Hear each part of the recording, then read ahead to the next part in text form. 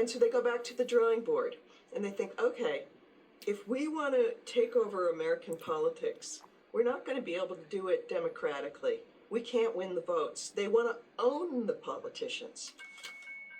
In order to avoid taxes, the Koch brothers have been making large philanthropic donations to charities for years.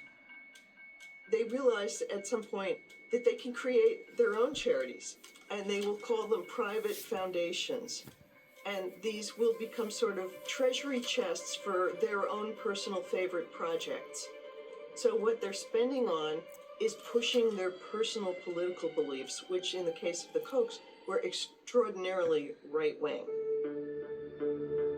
With this new strategy, the Kochs divert money from the public purse by pouring hundreds of millions into think tanks and political organizations, all geared at influencing the government to serve the interests of people with wealth.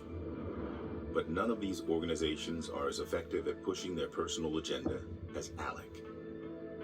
It sounds kind of friendly, you know, it's like that guy you know, ALEC, but actually it stands for the American Legislative Exchange Council. And it is a really conservative organization that works at the state level to change policy. Here's how it works. Let's say a credit card company wants to change state law to make it easier for collection agencies to go after bad debts, rather than go state to state and try to get a law passed, which is expensive and time-consuming. ALEC will do the work for you. ALEC has created a pay-to-play system whereby big corporations can join the organization and become paying members on the legislative committee. A corporation will help write a bill, and then ALEC will replicate that bill and transmit it to conservative members in state legislatures around the country.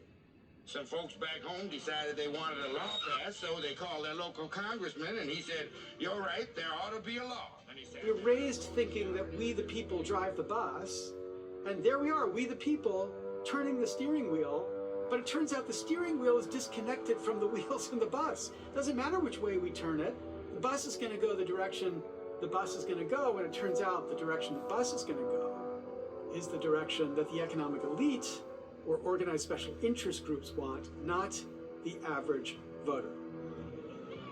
Owning politicians was only part of the plan.